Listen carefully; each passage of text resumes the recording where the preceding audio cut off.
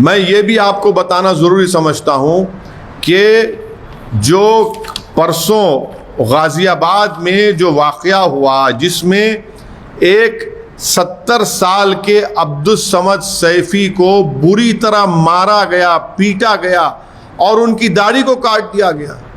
कौन है ये लोग? ये वही लोग हैं जो भारत के मुसलमानों में नफ़रत को पैदा कर दिए हैं। आज क्या मुसलमानों की कोई डिग्निटी नहीं है? क्या एक ज़ईफ़ मुसलमान जो 72 ईयर्स का है उसकी दाढ़ी की डिग्निटी नहीं है? बुरी तरह पीटा जा रहा है, बुरी तरह मारा जा रहा है, वीडियो निकाला जा रहा है। और ये बराबर 2014 से, जब से नरेंद्र मोदी की सरकार आई है, राइट टू डिग्निटी जो मुसलमानों का है उसको छीन लिया जा रहा है।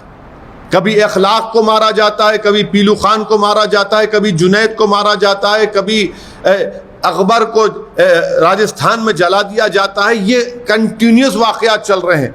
ये इसलिए चल रहे हैं क्योंकि इन ये जो करने वाले पूरे शैतान हैं। इनको इंसान नहीं कह सकते, हैवान बन चुके। उनको मालूम कि जब ये करेंगे तो महापंचायत होगी, उनको बीजेपी और आरएसएस की तरफ से उनको पॉलिटिकल पावर मिलेगा। मैं इसका स्ट्रांग अल्फाज में कंडेम करता हूं और ये उसी वक्त रुकेगा जब बीजेपी और आरएसएस इसको रोकना चाहेगी। तब तक इस तरह के वाक़यात मुसलमानों पर चलते रहेंगे अनफॉर्चुनेटली। सर, मतलब वही यूपी में दलितों के ऊपर भी उनका मतलब जो जुलूस था वो नहीं निकाला गया और लोकल मुसलमानों को उन लोग पे अटैक करने की भी कोशिश किया गया, पर दलित वो गांव छोड़ के जा रहे थे। इस पर भी आप कुछ कहना चाहेंगे? बिल्कुल, जो कानून को हाथ में लेता है एक्शन लीजिए ना। कौन रोक रहा है आपको? सरकार आपकी है, आपकी नाकामी है। वहां पर बीजेपी की सरकार है। कोई भी अगर कोई कानून को अपने हाथ में ले तो लीजिए ना एक्शन। आप तो तरफदारी कर रहे हैं।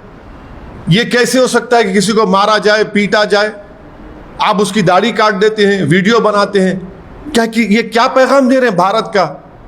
ये तो हर इंसान शर्मिंदा है, जिसके दिल में इंसानियत है वो शर्मिंदा है इन वाक़यात को देखकर। आज से 1 साल पहले हमने भारत के 20 बहादुर सिपाहियों की जान को गंवाया और उनकी जान इसलिए गई क्योंकि चाइना की PLA की आर्मी ने हमारे इन 20 बहादुर सिपाहियों के और लेफ्टिनेंट कर्नल की जान ले ली। आज 1 साल हो चुका है। इस 1 साल के अंदर नरेंद्र मोदी की सरकार ने इन अजीम सिपाहियों की कुर्बानियों को रायगा जाने दिया। इनकी कुर्बानी का कोई मतलब नहीं है इस सरकार के पास। ये मैं इसलिए कह रहा हूं कि डेप्सांग, गोगरा, हॉट स्प्रिंग्स और डेमचौक में आज भी इंडिया की टेरिटरी में चीन की PLA की फौज बैठी हुई है। हमारी फौज इन इलाकों में जा नहीं सकती। तीसरी चीज़ ये है कि नरेंद्र मोदी भारत की फॉरेन पॉलिसी को अपनी करिश्मा के ऊपर, अपने पर्सनल करिश्मा के ऊपर चलाना चाहते थे और उसका खमियाजा देश भुगत रहा है। 1 साल हो गया और 1 साल के अंदर 1000 स्क्वायर किलोमीटर पर भारत की टेरिटरी पर चीन की फौज बैठी हुई है।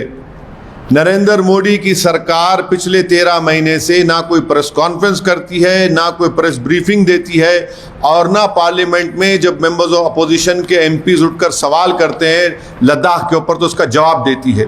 नरेंद्र मोदी की सरकार लद्दाख में बुरी तरह नाकाम इसलिए भी हो चुकी है क्योंकि वो देश को नहीं बता रही है कि इनकी स्ट्रेटजी क्या है, इनकी पॉलिसी क्या है और कैसे उस टेरिटरी को चीन से हासिल किया जाएगा। लेगेसी इश्यूज नहीं है, हम सिर्फ 1000 स्क्वायर किलोमीटर की बात कर रहे हैं।